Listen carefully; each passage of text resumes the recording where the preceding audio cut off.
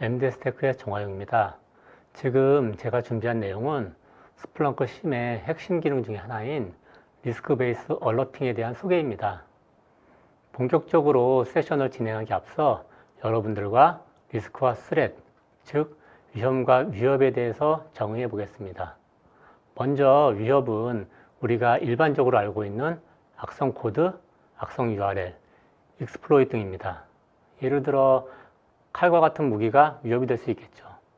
다만 모든 위협이 각 개인에게 동일한 위험이 되지는 않습니다.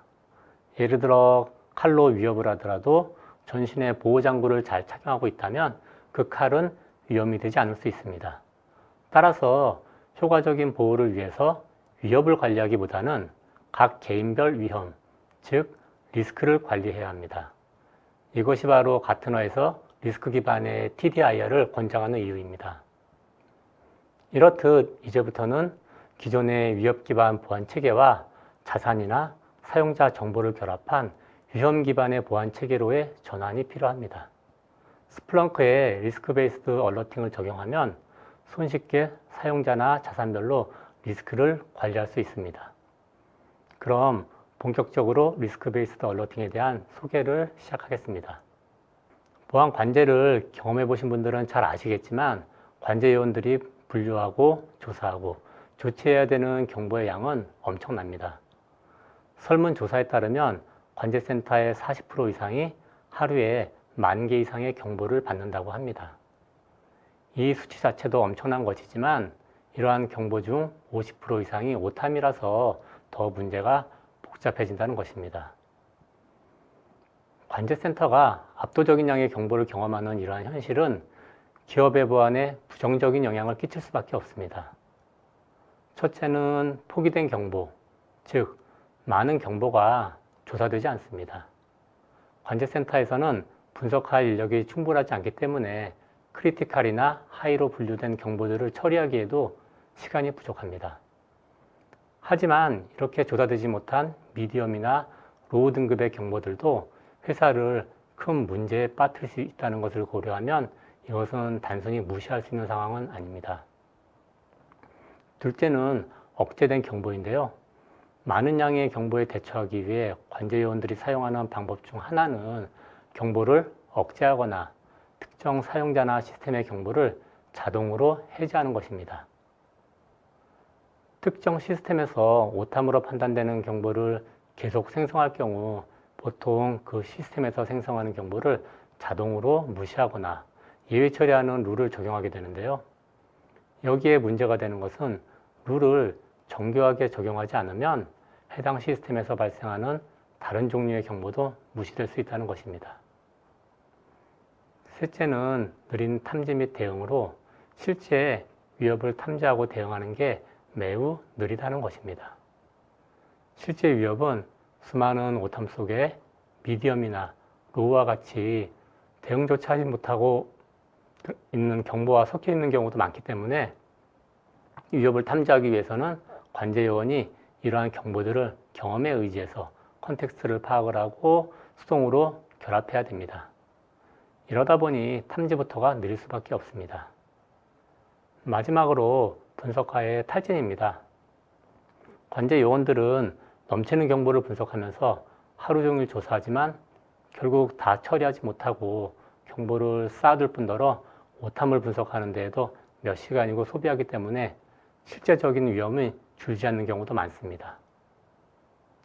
이로 인해 관제 요원들은 자신이 보안 전문가로서의 업무를 수행하고 있다기보다는 자신의 작업을 더 효율적으로 만들기 위해 솔루션이나 툴을 수정하는 단순한 오퍼레이터로 느낄 수 있으며 점점 더 지쳐가게 됩니다. 그러면 보안관제센터에서는 어떤 대안을 가지고 있을까요? 보안관제센터를 괴롭히는 이러한 문제는 거의 모든 관제센터에서 겪고 있지만 해결책을 찾기는 정말 어렵습니다. 요즘 많은 보안관제센터에서는 심 솔루션을 도입하여 상관분석 룰을 만들고 그 탐지 결과인 경보를 분석하지만 여전히 많은 경보와 오탐의 문제가 발생합니다. 오탐을 줄이기 위해 상관분석 룰을 튜닝하고 고도화해 보지만 기존의 방법으로는 경보와 오텀을 줄이는데 한계가 있습니다. 실제 위협의 경우 잘 작성된 하나의 상관문석 룰로 탐지하는 경우도 있지만 하나의 룰로 탐지하기 어려운 공격도 많습니다. 예를 들어 기업의 정보 유출 같은 경우 악성 코드 배포로 시작해서 계정도 탈취하고 권한도 올리고 탐지 시스템을 무력화시키고 주변 시스템도 감염시켜가면서 결국 정보 유출 등의 사고로 이어지는데요. 이를 탐지하기 위해서는 여러 가지 상관문석들에서 탐지한 많은 정보들을 수동으로 결합하여 분석하거나 경험적으로 유추하는 경우도 많습니다.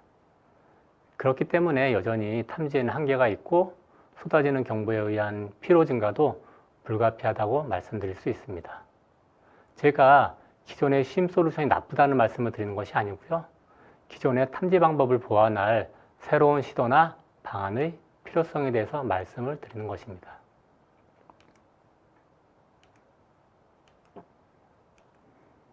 그러면 보안관제센터는 어떻게 보안의 커버리지를 향상시키면서 정보의 볼륨을 줄일 수 있을까요?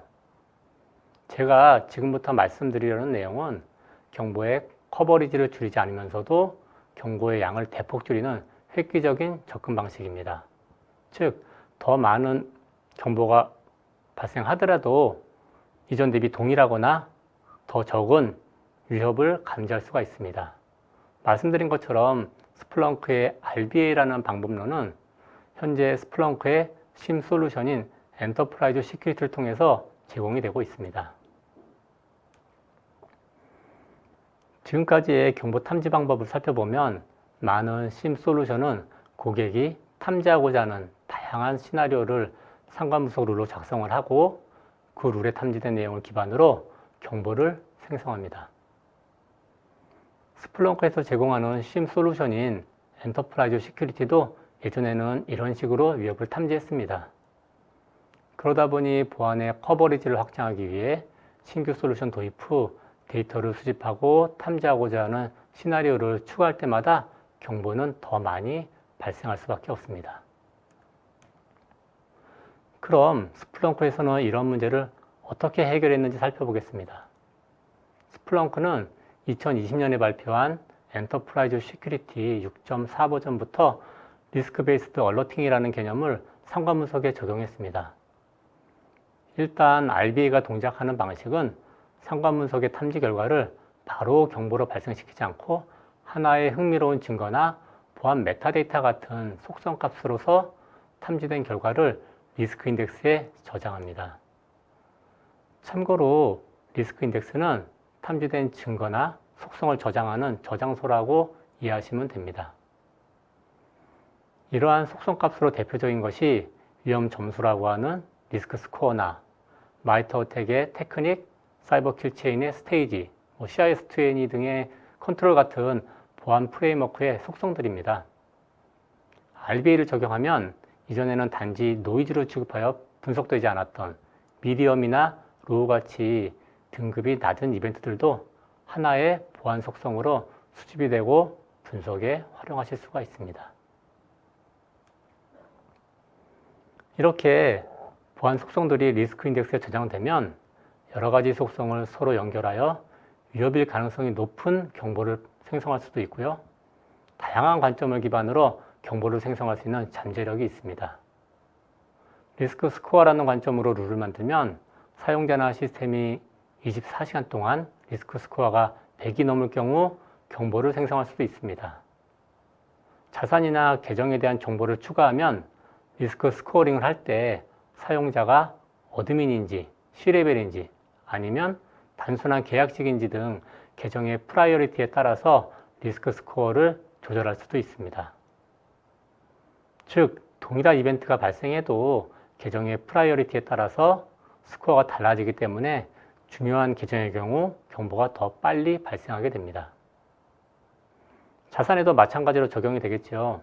인증 서버, 과금 서버, DB 서버 같이 중요한 시스템인지 아니면 개발 시스템인지에 따라서 프라이어리티가 달라질 테니까요.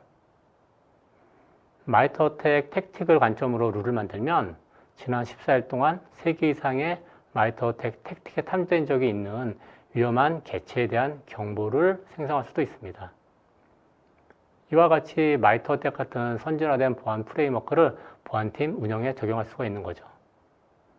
아니면 특정 비즈니스 유닛이나 액티브 디렉토리 사용자의 리스크 스코어가 해당 부서나 롤의 평균보다 높은 이상치가 발생하면 경보를 생성할 수도 있고요. 리스크 인덱스에 저장된 보안 메타데이터들은 경보의 탐지를 넘어 더 많은 가치를 얻을 수 있습니다.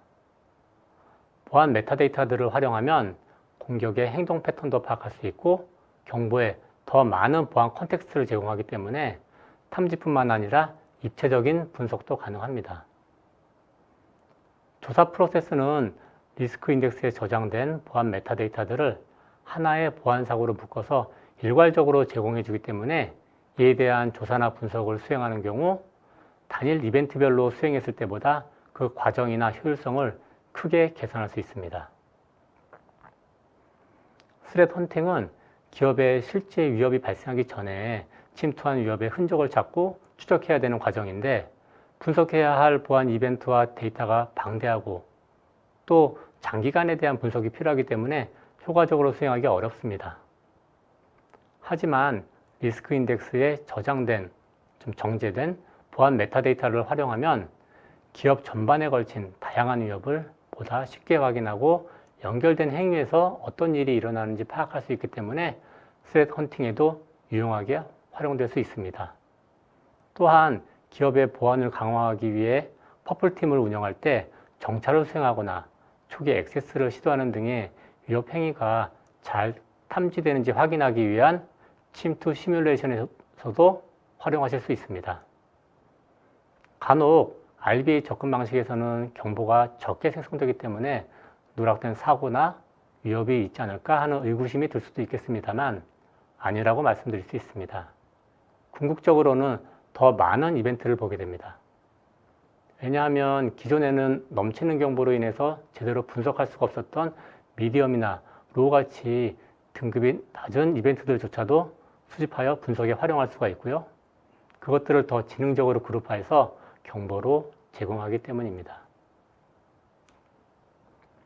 실제 적용 사례가 될 텐데요. 이러한 이벤트들은 실제로 어떻게 보일까요? 이 타임라인에 표시된 이벤트들을 살펴보면 오전 6시 55분에 잠재적인 스피어 피싱이 관찰이 되고 몇 분 사이에 의심스러운 명령 비활성화와 수상한 파워쉘이 관찰되고 그러다 한참 뒤인 오후 1시 55분에 AWS ACL이 모든 액세스를 허용한다는 이벤트와 몇 가지 이벤트가 연이어 발생하고 있습니다. 이러한 하나하나의 이벤트는 공격이 아닐 수도 있고 공격자가 공격을 시도하는 단계일 수도 있지만 단편적인 각각의 이벤트만으로는 위협이라고 단정짓기에 근거가 부족합니다.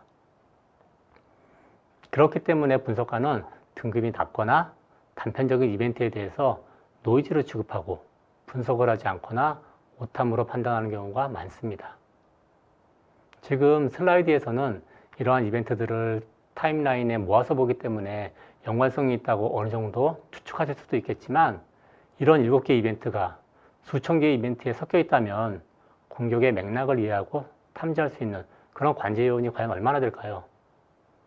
말씀드린 것처럼 RBA를 사용하면 이러한 개개의 이벤트에 대해서 바로 경보를 발생시키지 않고 위협일 가능성이 높은 경보를 생성하기 위해 근거가 되는 보안 속성으로서 하나하나 수집이 됩니다.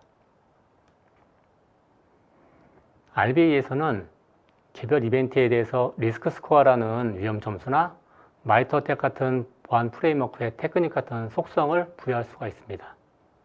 잠재적인 스피어 피싱에 10점, 의심스러운 명령 비활성화에 15점, 수상한 파워쉘 관찰에 20점 이런 식으로 개별 이벤트에 대해서 점수를 부여해서 리스크 인덱스에 저장을 하게 되고 이 보안 속성들을 마이닝하여 위협일 가능성이 높은 경보를 생성하게 됩니다. 이러한 보안 속성들은 스플렁커 엔터프라이즈 시큐리티에서 기본적으로 제공하는 24시간 동안 집계된 위험 점수가 100을 초과하는 시스템이나 사용자를 탐지하는 규칙에 의해 경보를 발생시킵니다. 경보 발생 후 관제센터의 분석가가 해당 경보를 분석하기 위해 클릭을 하면 해당 경보에 기여한 각각의 근거가 되는 내용을 하나의 타임라인에서 모두 확인할 수가 있습니다.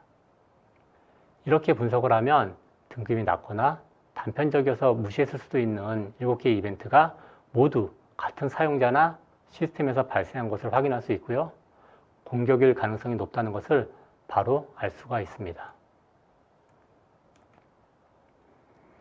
지금까지 RBA의 개념과 동작 방식을 살펴보았기 때문에 어느 정도 이해하셨겠지만 RBA의 기대 효과를 정리해보면 다음과 같습니다. RBA를 적용한 이후 관제센터에서는 1차적으로는 경보의 양이 크게 감소하는 것도 있지만 궁극적으로는 보안 관제센터를 보다 효율적이고 생산적으로 만들게 됩니다. 첫째는 경보의 감소인데요. 고객의 사례를 종합해보면 보통 60에서 80% 정도의 경보가 감소했다고 하고요. 심지어 일부 고객의 경우에는 거의 90% 정도가 감소해서 모든 이벤트를 대응할 수 있게 된 경우도 있었다고 합니다. 이렇게 RBA를 적용한 고객들은 대부분 경보량이 현저히 감소합니다. 둘째는 탐지 성능의 향상인데요. 고객은 전체적인 경보량의 감소와 함께 실제 정탐률이 수십 % 증가하는 경우를 종종 볼 수 있습니다. 어떤 고객은 몇 달 안에 정탐률이 2배가 되었다고 보고하기도 했습니다. 말씀드린 것처럼 하나의 경보는 단편적인 이벤트 하나에서 생성된 것이 아니고 여러 가지 근거가 되는 보안 속성을 취합해서 생성된 것이기 때문에 정탐일 확률이 증가하게 됩니다. 또한 기존의 상관관계 검색의 방식으로는 탐지하기가 매우 어려운 시나리오들, 예를 들면 장기간에 걸친 슬로우 어택을 감지할 수도 있습니다. 셋째는 보안관제센터의 성숙도를 정량화하고 보안의 커버리지를 개선하는 데 도움이 됩니다. 개별 탐지 시나리오를 적용할 때 마이터 어택, 사이버 킬체인, CIS20 등이 고객이 원하는 보안 프레임워크에 해당되는 테크닉, 스테이지 또는 컨트롤 등을 주석으로 입력하게 되면 현재 기업에 적용한 시나리오가 보안 프레임워크에서 어느 부분까지 탐지가 가능하고 어느 부분은 아직 시나리오가 없는지를 확인하실 수가 있습니다. 이를 통해 기업의 전체적인 보안 커버리지를 확인하고 아직 탐지하지 못하는 부분에 대해 개선할 수 있는 목표를 설정할 수도 있기 때문에 보안관제센터의 성숙도를 정량화하고 향상시키는 데 도움이 됩니다. 마지막으로 RBA가 고객의 운영 비용을 절감할 수 있습니다. 이는 보안 강화를 위해 더 많은 솔루션의 데이터 소스와 상관문서 룰을 추가하면 일반적으로는 더 많은 경보가 생성이 되고 이를 분석하기 위해서 더 많은 관제원을 고용해서 분석해야 합니다. 하지만 RBA를 사용하면 더 많은 데이터 소스와 상관문서 룰을 추가해도 동일한 수의 경보를 유지할 수 있습니다. 그 탐지 결과가 경보의 근거가 되는 보안 컨텍스트로 추가될 수 있기 때문에 경보의 증가로는 이어지지 않을 수 있습니다. 이상으로 리스크 베이스 얼러팅에 대한 소개는 마치고 간단한 데모를 통해서 RBA가 어떻게 경보의 양을 줄이면서도 보안의 커버리지를 확대하는지와 기존의 방법에 비해 탐지와 분석이 얼마나 효과적인지 살펴보겠습니다. 지금 이 화면은 ES의 인시던트 리뷰 화면으로 분석가들이 경보를 분석할 이벤트들이 다 모여있는 화면이라고 보시면 되겠습니다. 지금 보시면 경보의 개수가 2,976개로 상당히 많은데요. 이 경보들 중에는 RBA를 적용해서 리스크 기반으로 생성된 경보도 있고 단위 시나리오를 기반으로 경보가 생성된 것들도 섞여 있습니다.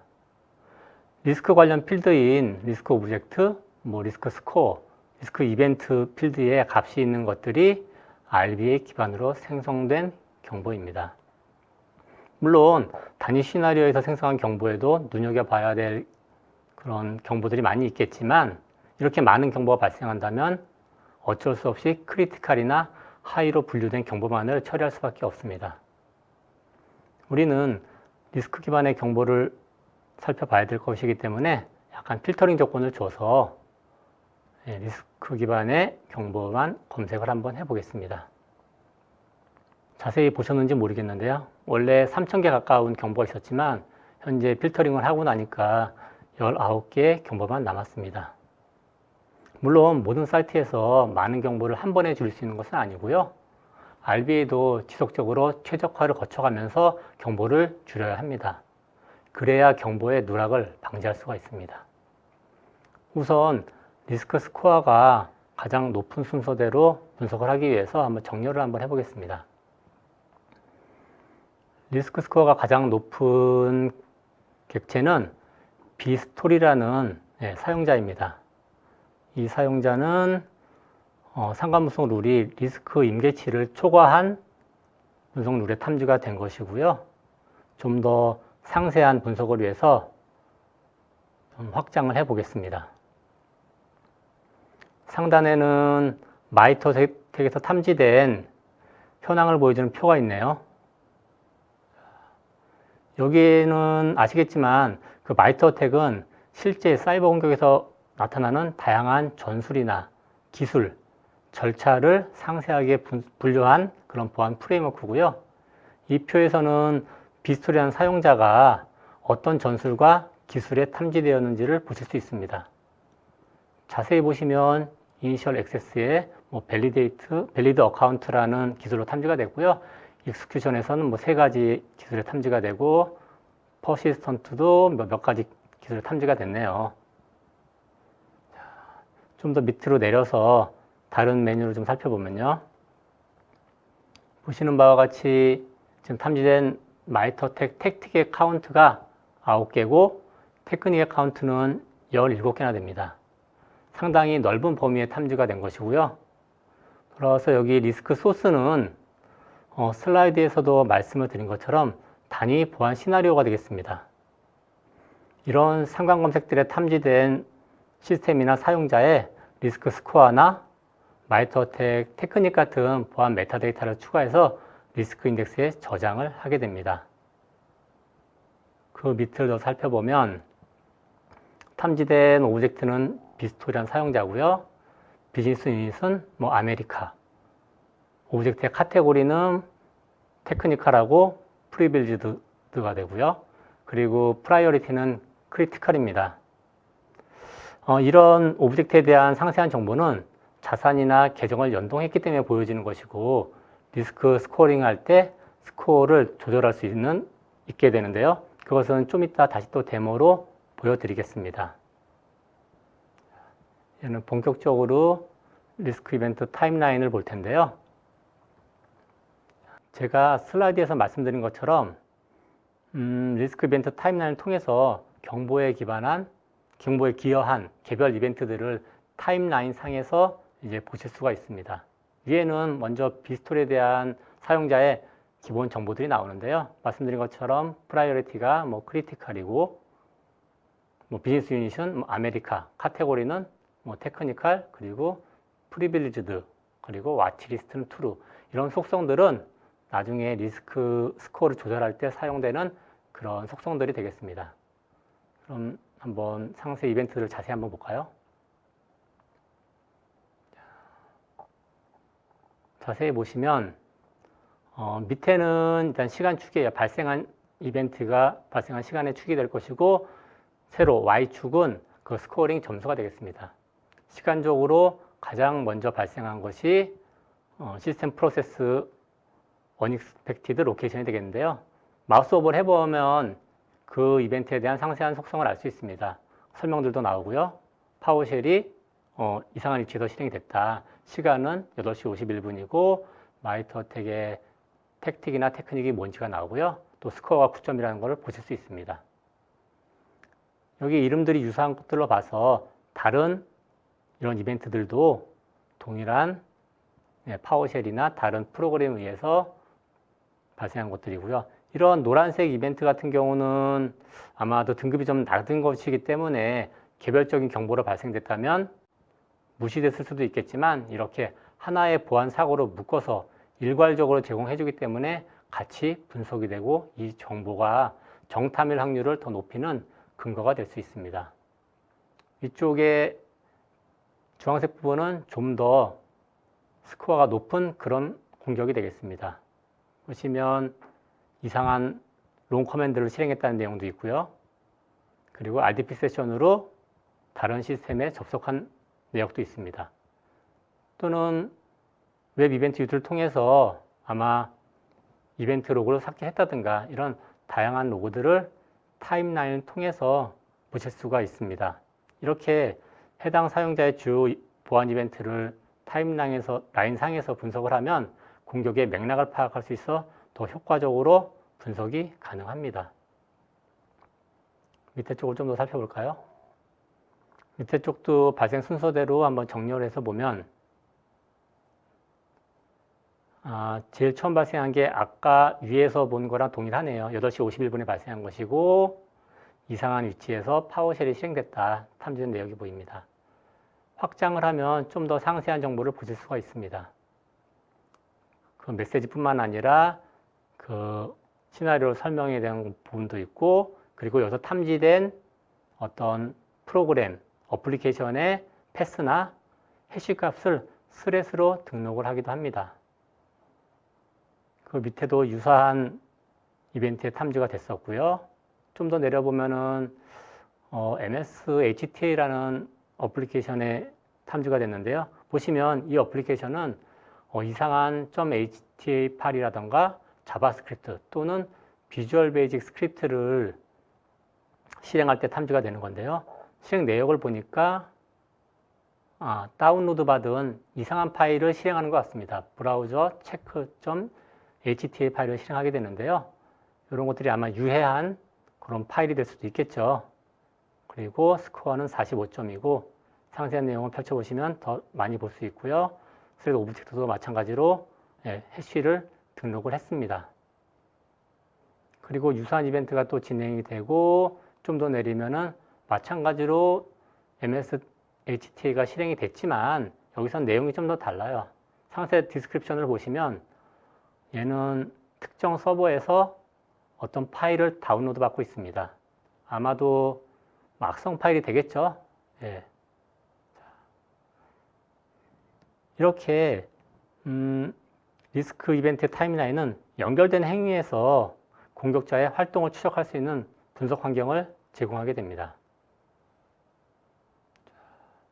그리고 이번에 소개해 드릴 내용은 제가 슬라이드에서 자산이나 계정을 연동하게 되면 리스크 스코어링을 할 때 프라이어리티에 따라서 리스크 스코어를 조절할 수 있다고도 말씀을 드렸는데요. 리스크 팩터가 그것을 조절하는 그런 기능이 되겠습니다. 보시면 2.5 크리티컬 시버리티 얼럿이라고 되어 있는데요. 클릭하면은 내용이 대충 눈치로 보기에 스코어링을 할 때 2.5를 곱한다고 보실 수 있습니다. 오퍼레이션을 보시면 멀티플리케이션 되어 있는데요. 그 탐지 조건은 소스가 특정 시나리오에서 조건이 하나 더 있네요. 시버리티가 이퀄이면 스코어링을 할 때 2.5를 곱해라 그런 의미로 보실 수 있습니다. 곱하기만 가능한 것은 아니고요. 오퍼레이션을 눌러보면 에디션, 더하기도 가능합니다. 그리고 다른 벡터를 보면 얘는 소스 시스템의 카테고리가 어떤지에 따라서 1.5를 곱하는 것 같습니다. 보시면 내용에 카테고리가 ICS이면 1.5를 곱하는 거고 그 다음은 MySQL이면 1.5를 곱하고 이런 식으로 우리는 리스크 팩터를 통해서 스코어를 조절할 수 있고요. 그 외에 프라이어티를 따라서 프라이어티가 이벤트의 프라이어리티가 크리티컬이냐 하이냐 미디엄이냐 로우냐에 따라서 이렇게 스코어링을 조절할 수 있고요. 사용자에 대해서도 동일하게 적용할 수 있습니다. 밑으로 내려보면 0.1을 곱하는 경우도 있죠. 0.1을 곱하게 된다는 얘기는 스코어가 10점일 경우 결국 1점으로 만든다는 얘기니까 아마 등급이 떨어지는 이 내용으로 보게 되면 인포 같은 시버리티는 10분의 1로 낮춰라. 그런 뜻이 될 수 있겠죠. 여기까지가 제가 준비한 데모가 되겠습니다. 바쁘신 와중에 많은 분들이 참여해 주셨는데요. 스플렁크의 RBA를 통해 관제센터의 효율과 성숙도를 높이는 데 도움이 되시길 바라면서 이 세션을 마치겠습니다. 감사합니다.